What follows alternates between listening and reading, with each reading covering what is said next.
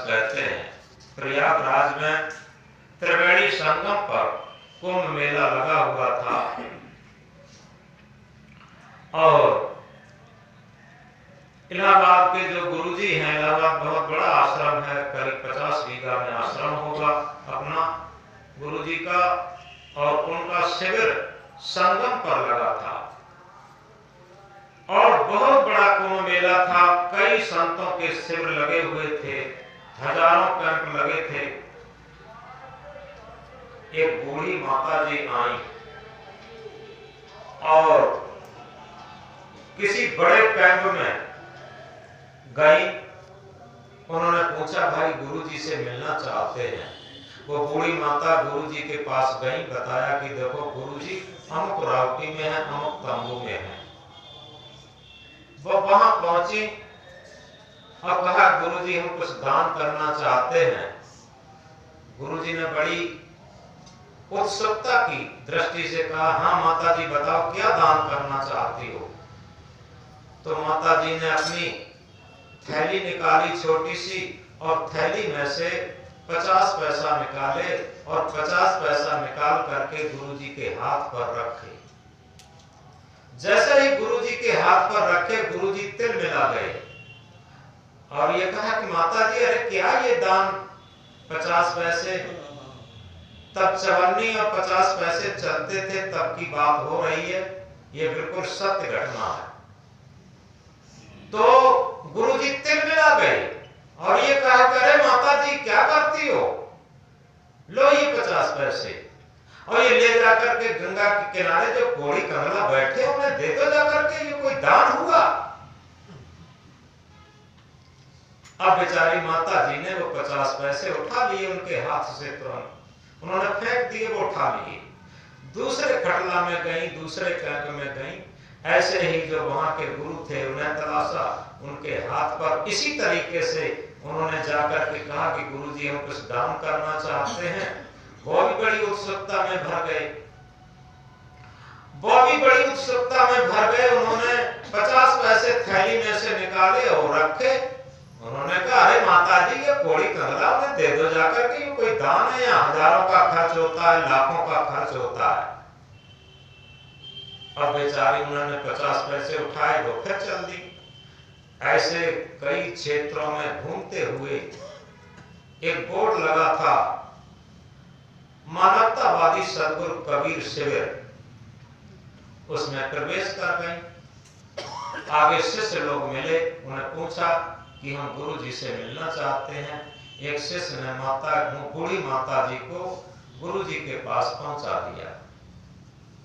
जैसे ही गुरुजी के पास पहुंची, गुरुजी ने कहा, अरे माता जी ठंडा गई है चलते चलते, क्योंकि ये अक्सर ज्यादातर सर्दियों में लगता है, वैसे गर्मी में भी कभी कभी लग जाता है। तो उन्हें कुछ चाय वगैरह पिलवाई, गर्म पानी पिलवाया, कुछ प्रसाद दिया। माता जी ने शांति में कहा कि गुरुजी हम कुछ दान करना चाहते हैं। गुरुजी ने कहा, ठीक है माता जी, जो आपकी इच्छा हो वो दान करें। माता जी ने वही अठन्नी निकाली 50 पैसे और गुरुजी के हाथ में रख दिए। गुरुजी ने बड़ी श्रद्धा से कहा, ठीक है माता जी, ये तो आपका बहुत बड़ा दान है और ये पूरे भंडारे में काम कर जाएगा। गुरुजी ने कहा एक शिष्य से कि लो ये 50 पैसे का नमक ले आओ जाके अभी दुकान से। और वो शिष्य गया, दुकान से नमक लाया 50 पैसे का, और बड़ी कढ़ाई में सब्जी बन रही थी और पूरी कढ़ाई में और नमक डाल दिया और ये कहा कि माता जी ये आपका बहुत बड़ा भंडारा हो गया, जितने लोग भोजन करेंगे, जितने संत, जितने भक्त, सबके हिस्से में आपका ये नमक पहुंच जाएगा, ये बहुत बड़ा दान हो गया। ये जब बात कही तो माता जी का हृदय गदगद हो गया और गदगद हो गया। उन्होंने झुक करके गुरुजी को प्रणाम किया और वो चुपके से वहां से चली गई। लेकिन वो गुजरात की एक सेठानी थी और जाकर के अपने ड्राइवर से कहा और उनके साथ उनके मालिक साहब भी थे कि चलो हमें अच्छे संत गुरुजी मिल गए हैं और वहां पर ये सामान ले चलो। उसमें उनका काफी आटा वगैरह, आलू वगैरह, दालें वगैरह, सब कुछ काफी मटेरियल लगा हुआ था।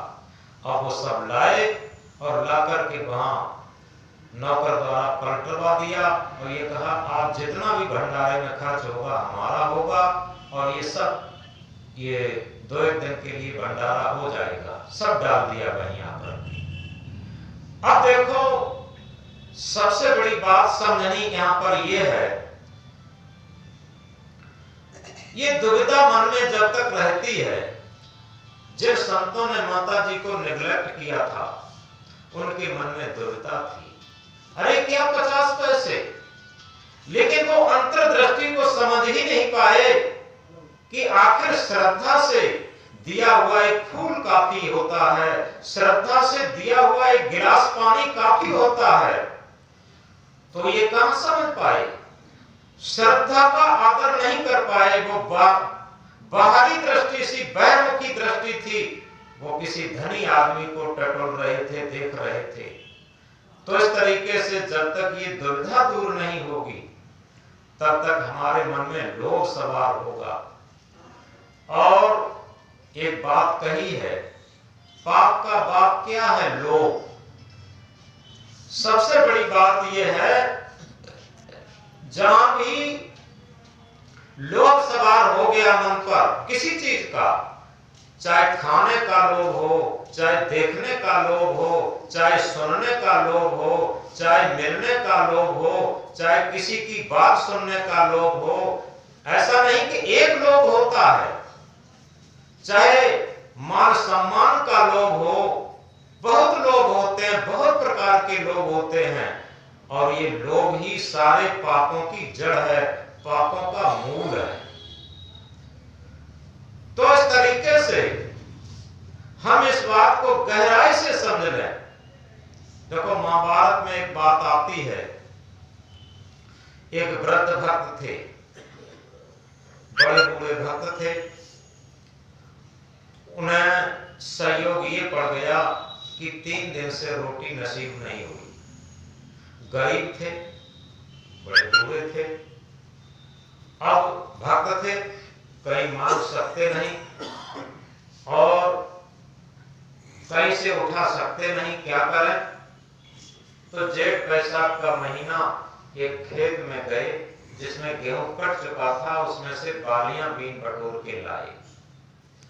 बालियां बीन बटोर के लाए, उन बालियों को कूटा पीसा और इसके बाद 4-5 रोटी बना के रखी, नमक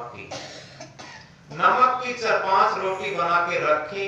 तब तक उनकी भक्ति की परीक्षा आ गई, क्योंकि भक्त थे। कभी कभी भक्ति की परीक्षा भी आती है, जो कष्ट में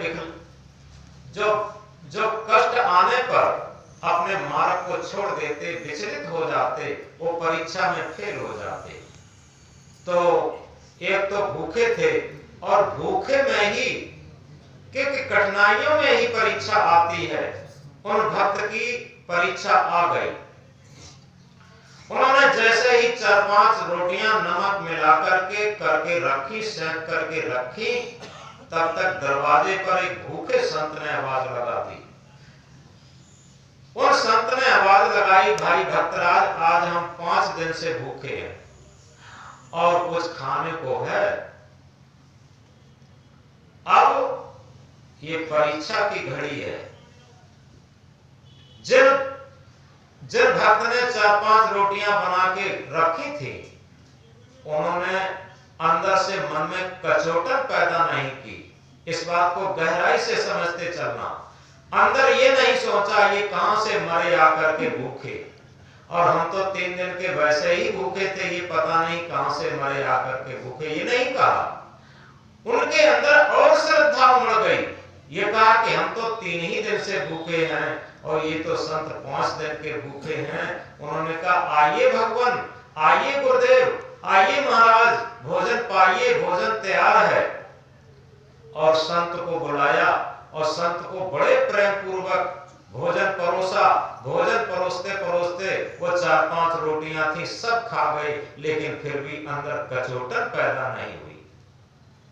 जब मन में कचोटन पैदा नहीं हुई, संत सब भोजन कर गए और उसी टाइम जो रोटी के कणका थे, झूठन थी, वो नीचे पड़ी थी। बताते हैं, महाभारत में लिखा है, उसी झूठन से एक नेवला निकल जाता है। नेवला के आधे शरीर के सुनहरे बाल पड़ जाते हैं। ये उसमें लिखा है, लिखी हुई बात बता रहे। तो इसके बाद महाराज युधिष्ठिर ने बहुत बड़ा यज्ञ किया था, जो 18 दिन तक जिसमें कड़ाही चढ़ी रही थी, और देश विदेश के सारे राजा महाराजा, सब संत महात्मा, पंडित मुल्ला मौलवी सब बुलाए गए थे। सब लोग आ रहे थे, भोजन कर रहे थे, दक्षिणा पा रहे थे। और उसी एक मंच बनाया गया था जिस पर 100-100 वर्ष के बूढ़े, बड़े बड़े राजा महाराजा, बड़े बड़े संत महात्मा बिठाए गए थे। वो आपस में चर्चा कर रहे थे कि इतना बड़ा महायज्ञ आज तक हमने विश्व के लेवल पर, अंतरराष्ट्रीय लेवल पर कहीं नहीं देखा जितना कि महाराज युधिष्ठिर ने किया, जिसमें 18 दिन तक कड़ाही चढ़ी रही हो और कोई भी बिना भोजन और बिना दक्षिणा के नहीं गया। ऐसी चर्चा कर रहे थे। तो वहीं पर वो नेवला पहुंच जाता है। बताते हैं उसने क्या कहा। उसने कहा कि मैंने एक ऐसा महायज्ञ देखा जिस महायज्ञ के ये महायज्ञ एक रोंगटे के बराबर नहीं हुआ।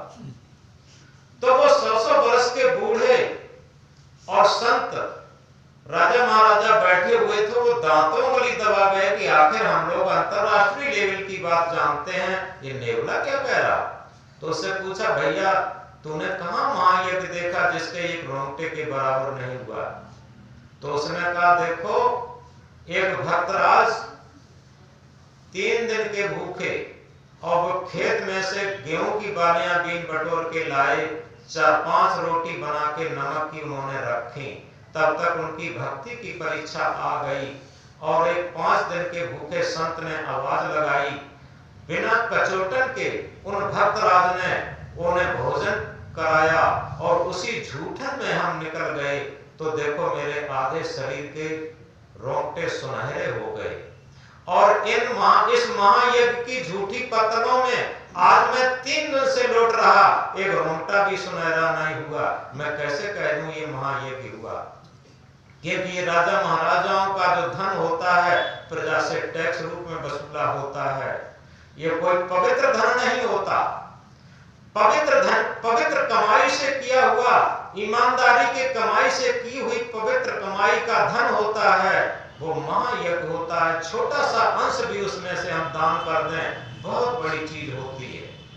तो इस तरीके से ये बात चल ही रही थी, ये पता लग गया कि एक रोंगटे के बराबर नहीं हुआ। आगे महाभारत में ही लिखा है आगे कि जब 18 दिन यज्ञ चलने के बाद यज्ञ समाप्ति की तरफ आ गया, कृष्ण ने कहा था कि जब यज्ञ पूरा माने, जब आकाश में घंटा बजेगा, लेकिन घंटा बजा नहीं। तो कृष्ण के पास गए कि आखिर घंटा क्यों नहीं बजा, यज्ञ क्यों नहीं पूरा हुआ। तो देखो कृष्ण ने कहा कि हमें लगता है कोई सच्चा संत अभी भोजन करने नहीं आया। तो लोगों ने कहा कि संत तो बहुत भोजन कर गए। कृष्ण ने कहा कि नहीं, खोज करो, अभी बहुत जो पक्का संत है वो भोजन करने के लिए नहीं आया। तो जब उन्होंने खोज किया तो बताते हैं काशी में एक जो सुबज भक्त थे, वो अपनी भजन में साधना में लीन थे, वो भोजन करने नहीं आए। और जब भीमसेन से कहा कि जाओ तुम ले आओ, भीमसेन ने कहा अभी हम ले आते हैं। भीमसेन मारे अहंकार के गए और उनसे कहा जाकर के सुपथ भक्त से कि महाराज आप यहाँ बैठे हैं, महाराज युधिष्ठिर का बहुत बड़ा यज्ञ चल रहा है, सब लोग महात्मा लोग भोजन पा रहे हैं, दक्षिणा ले रहे हैं, आप भी चलिए। उन्होंने कहा ठीक है, चलता है, चलने दो, हमारे पास न कोई सूचना है न कोई बात है। तो भीमसेन ने कहा चलो हम आपको लेने आए हैं, अभी आपको ले चलते हैं। तो सुपच भक्त ने, उन्होंने समझ लिया भीमसेन को उनको ताकत का ज्यादा अहंकार है। बताते ये हैं कि उसमें लिखा है कि उनके पास एक सुमिरणी थी उनकी, उन्होंने कहा ये ले चलो, हम आ रहे हैं। लेकिन भीमसेन उठाने गए, वो उठी ही नहीं। उन्होंने कहा कि जब तुम सुमिरणी नहीं उठा पाते तो हम कैसे चलें। उनका अहंकार गला और वो वहां गए लौट के कि भाई सुपच भक्त नहीं आए। तो उन्होंने कहा तुमने अहंकार किया होगा, तुमने नमन नहीं किया होगा, तुम्हारे मन में दुविधा रही होगी। तो धर्मराज युधिष्ठिर बताते हैं स्वयं आए और उन्होंने नतमस्तक हुए और कहा कि महाराज बड़ी कृपा होगी, आप यज्ञ में भोजन करने चलें, भंडारे में भोजन करने चलें। तो सुपच भक्त गए और जैसे ही भोजन परोसा गया, थाली में भोजन परोसा गया, तो विविध प्रकार के भोजन, विविध प्रकार की मिठाइयां, कहीं खीर, कहीं रसगुल्ला, कहीं अचार, कहीं चटनी, तमाम कटोरी पर कटोरी। अब वो तो संत भक्त ठहरे, उन्होंने सारी एक एक कटोरी करके सब थाली में इकट्ठी कर ली। और इकट्ठी करने के बाद जैसे ही कौड़ एक तोड़ के खाना शुरू हुआ, वैसे ही द्रौपदी के मन में कुछ दुविधा आ गई। उन्होंने कहा कि नीच नीची ही होते हैं, इन्हें खाने का भी मन मन में सोचा, केवल ये दुविधा आ गई। क्योंकि वो राजा महाराजा थे, तो उन्होंने खाना भी बंद कर दिया। और जैसे ही खाना बंद कर दिया, कोई घंटा बंटा कुछ नहीं बजा, खाना बंद कर दिया और लोग भागे भागे गए। और श्री कृष्ण ने पूछा कि महाराज, उन्होंने तो खाना भी बंद कर दिया और घंटा बंटा भी नहीं बजा।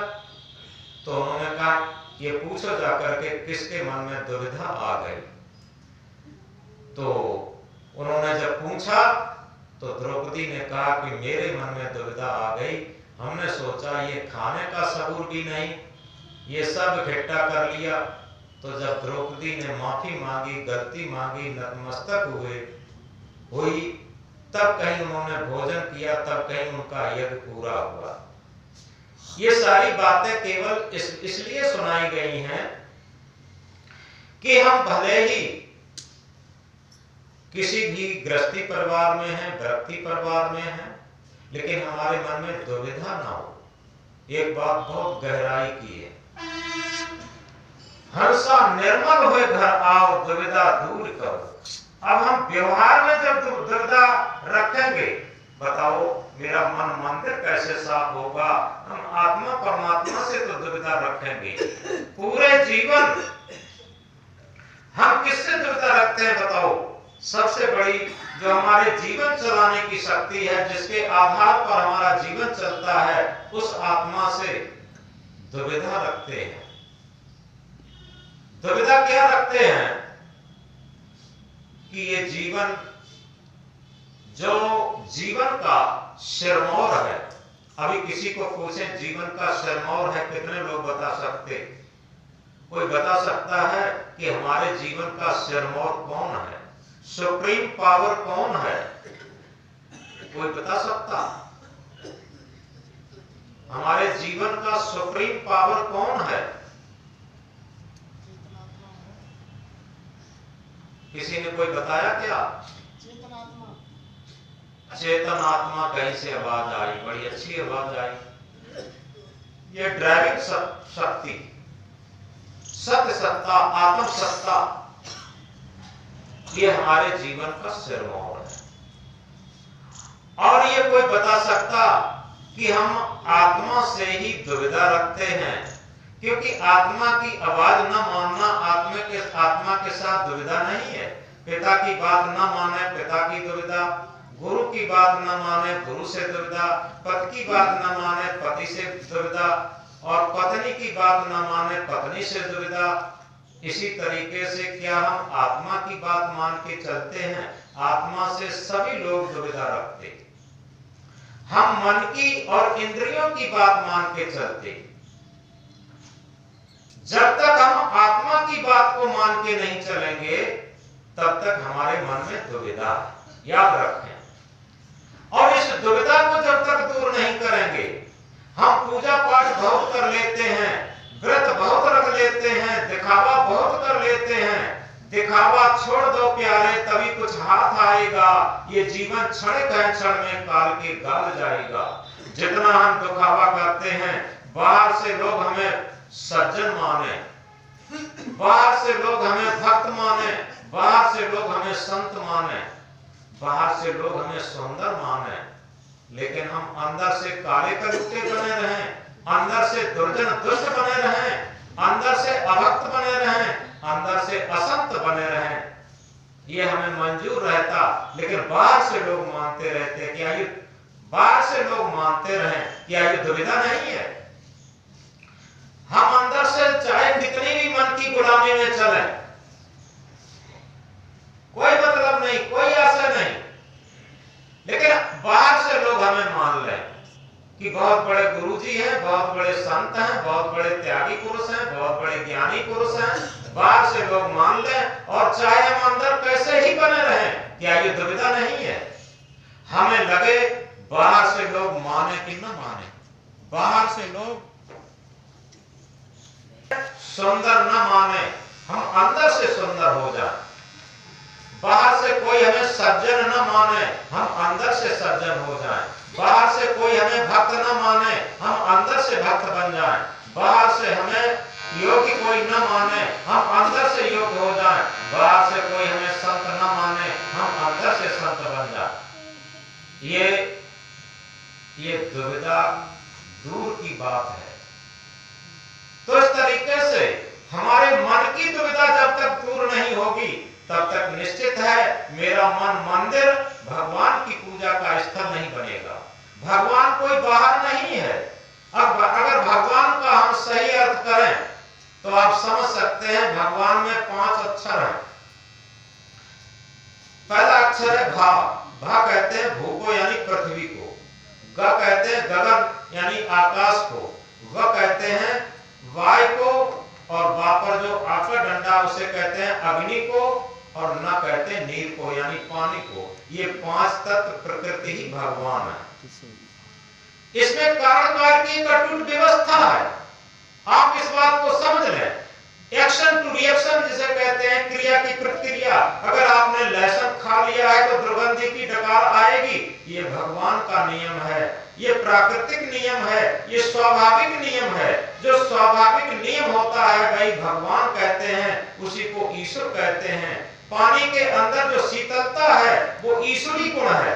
अग्नि के अंदर उष्णता है वो ईश्वरी गुण है, यानी प्राकृतिक है, यानी स्वाभाविक है। जो स्वाभाविक गुण होता है वही ईश्वरी उसके अंदर होता है। तो इस तरीके से जो वास्तविक भगवान है, जो वास्तविक ईश्वर है, जो वास्तविक परमात्मा है, जो वास्तविक परमात्मा सत्ता है, वो हमारे अंदर जो ड्राइविंग सत्ता है, जिसके आधार पर ये जीवन चलता है, जिसे सत्य सत्ता कहते हैं, वो यथार्थ में वही सुप्रीम पावर है। देखो श्री कृष्ण ने भी गीता में कहा है, क्या कहा? ईश्वर सर्वभूतानां हृदय स्थित अर्जुना। हे अर्जुन, ईश्वर सभी प्राणियों के हृदय में विराजमान है। ये अर्जुन से श्री कृष्ण गीता में कहते हैं। तो इस तरीके से हम इस बात को गहराई से समझ लें कि हम जब आत्मा के साथ ही दुविधा करते, हम पिता के साथ भी दुविधा करेंगे, पुत्र के साथ भी दुविधा करेंगे, पति के साथ भी दुविधा करेंगे, पत्नी के साथ भी दुविधा करेंगे। एक ही सूत्र है दुनिया में जो यूनिवर्सल है, सार्वभौमिक है। आप किसी मत को मानते हो, किसी भी संप्रदाय को मानते हो, किसी तरीके की पूजा पाठ करते हो, कोई अर्थ नहीं लगता। सबसे बड़ी बात यह है कि अपनी आप आत्मा को मानते हैं और अपनी आत्मा की आवाज पर चलते हैं। आपके मन में दुविधा तो नहीं है। जब आत्मा की आवाज पर जिसका जीवन चलता होगा उसके मन में दुविधा नहीं हो सकती, उसका जीवन दुविधा में नहीं होगा। और जिसका जीवन दुविधा में नहीं होगा वही शाश्वत धर्म, यूनिवर्सल रिलीजन पर चलता होगा, सार्वभौमिक धर्म पर चलता होगा। धर्म अलग अलग नहीं होते, धर्म एक ही होता है, लेकिन हम जानते नहीं। ये पंथ मजहब संप्रदाय अलग अलग हो सकते हैं, लेकिन धर्म एक ही होता है, धर्म अलग अलग नहीं हो सकते। इस बात को हम गहराई से समझें। जो यूनिवर्सल रिलीजन है, सार्वभौमिक धर्म है, वो सबके अंदर विराजमान है, बाहर नहीं। बाहर से थोपे हुए संप्रदाय होते हैं, बाहर से थोपी हुई जातियां होते हैं, बाहर से थोपे हुए मजहब होते हैं। ये मजहब, संप्रदाय, पंथ, ये सब बाहर से थोपे जाते हैं। लेकिन जो स्वाभाविक धर्म है, जो सार्वभौमिक धर्म है, जो यूनिवर्सल रिलीजन है, वो सबका एक ही है। धर्म धर्म तो सब कहें, मजहब धर्म ना होए, निर्मल मन का आचरण सत्य धर्म है सोए। ये सबका, सब लोग धर्म धर्म चिल्ला रहे, लेकिन ये कोई भी मजहब धर्म नहीं होता। निर्मल मन का आचरण सत्य धर्म है सोए। जब निर्मल मन का आचरण किया जाए वही सच्चा धर्म है।